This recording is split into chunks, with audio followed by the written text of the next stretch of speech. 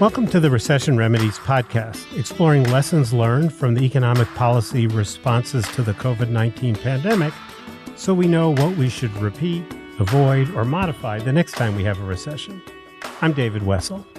Over the last decade, all sorts of new, non-traditional, often privately gathered data has become available to fiscal and monetary policymakers. Data that can provide them with more timely or more granular or simply different information to supplement the substantial amount of economic data collected by government statistical agencies. Four economists from the Federal Reserve Board, Tomasz Kajner, Laura Feiveson, Christopher Kurtz, and Stacy Tevlin, review the usefulness of this non-traditional data during the pandemic for the Recession Remedies Project, a joint venture of the Hamilton Project and the Hutchins Center at the Brookings Institution. Please note that they're speaking for themselves and not for anyone else at the Federal Reserve. Here are some excerpts of an interview we recorded with one of the authors, economist Laura Feiveson. Our chapter looks at how non-traditional data was used in the COVID recession by both policymakers and those analyzing the recession. So we look at how non-traditional data were used and how they may be used for future recessions. So we consider this to be a test case to see, is it useful to use non-traditional data in addition to more standard administrative data sets when assessing the depth of a recession and also how to respond? The government's economic indicators come from periodic surveys of consumers, employers, and businesses, and from administrative records, such as the number of people applying for unemployment insurance. Businesses gather all sorts of other data for their own purposes, data that can provide insights into the twists and turns of the economy. We look at credit card and debit card transaction data. So these are data that just comes about from payment processors. When people go into a store and swipe their card, then you get a record of that purchase. And if you accumulate a lot of different credit card transactions for both online and in-person sales, then you can get a sense of what household behavior is and what consumer spending is.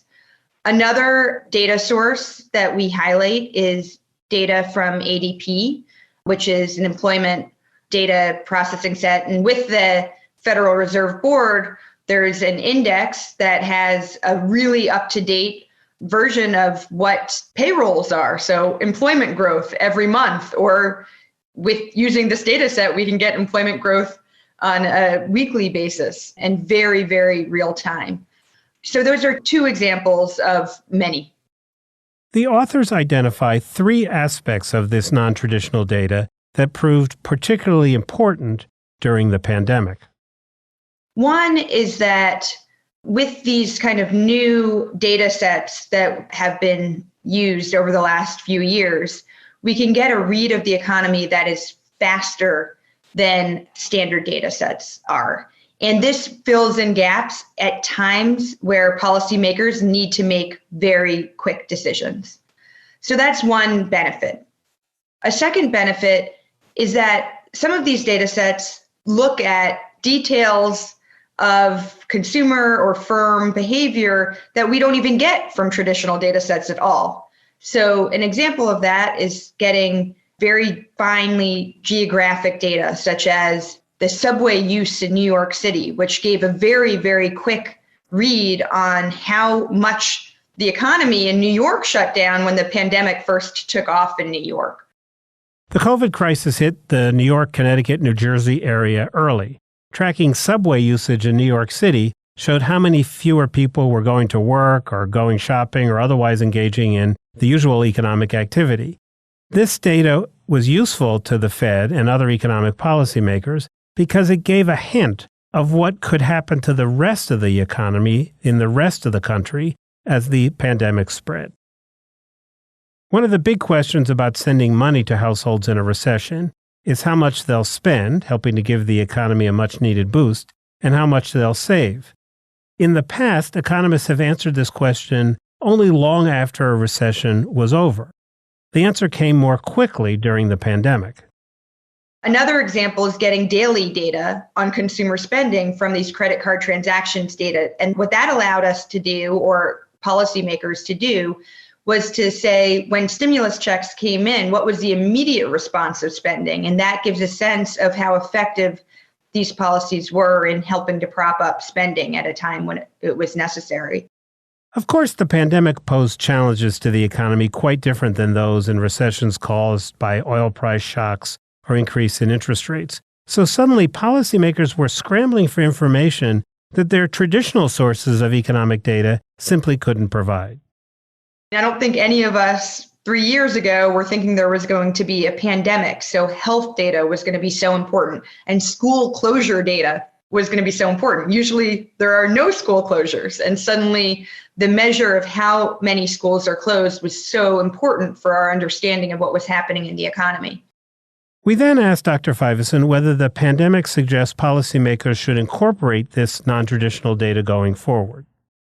When we think about what are the main things we can do looking ahead for the next recession, is we can really focus on using these big data sources to invest time creating indexes so that they are ready to go in a time when we need them next. And that is well worth our time, even if they aren't useful unless we're in a recession.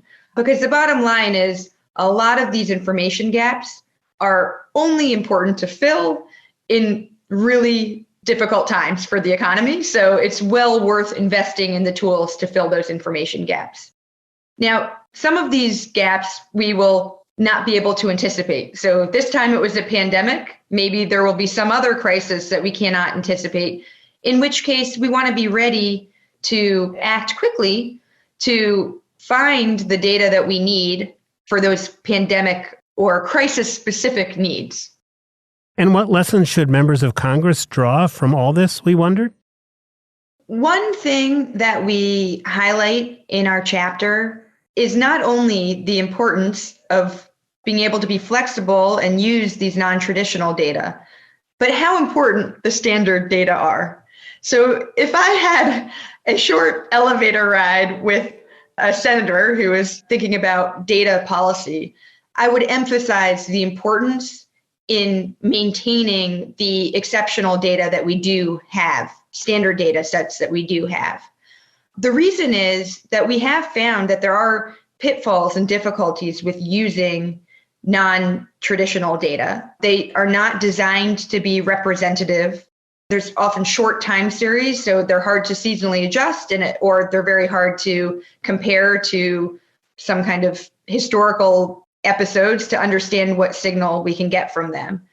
On the other hand, the standard data sets that come out of government are designed to be representative, and there's very long time series, and those are very, very important to maintain.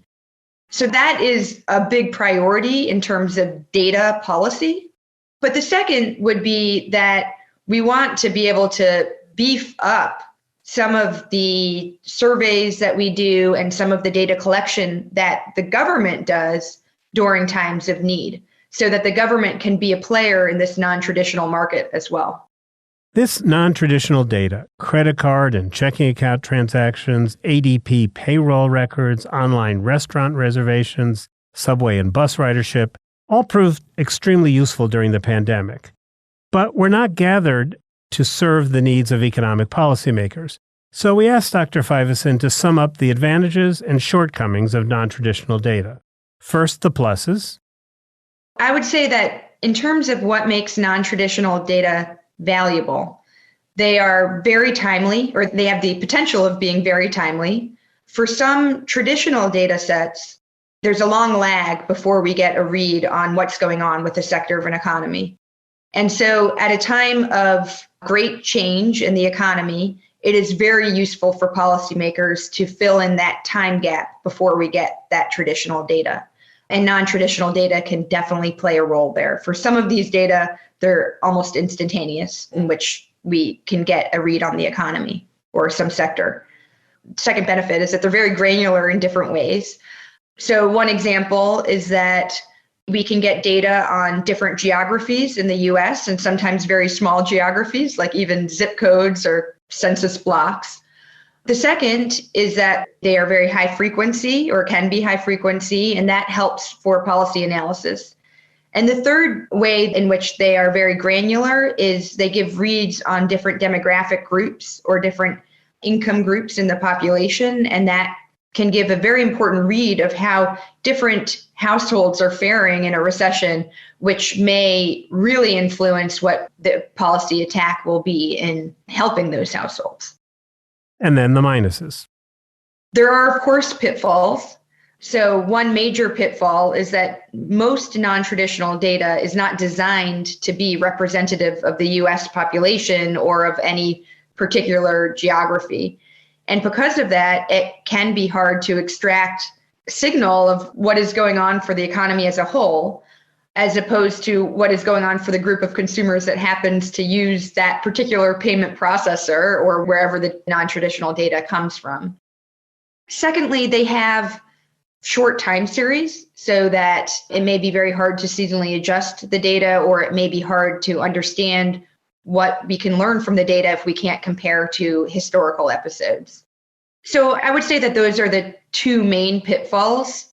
One other pitfall is the non-traditional data can be very big, so it requires a lot of resources and expertise in order to just extract any signal from the data at all, which is one reason why it is worth investing in these data between recessions as opposed to trying to figure it all out very quickly during a recession. And the bottom line? Our chapter didn't speak to how successful the policies were precisely, but what I can say with a lot of confidence is that without the tremendous policy actions taken at the onset of the crisis, we would be in a much, much different situation today, in a much worse situation today. So thanks to Laura Feiveson and her co-authors for their work on this chapter. And you can read it and a one-page summary of it and all the findings of our book at brookings.edu/recession remedies.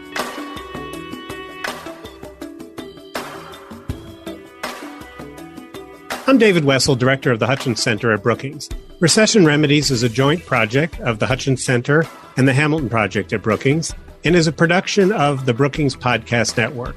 Learn more about our other podcasts at brookings.edu/podcasts and follow us on Twitter at PolicyPodcast.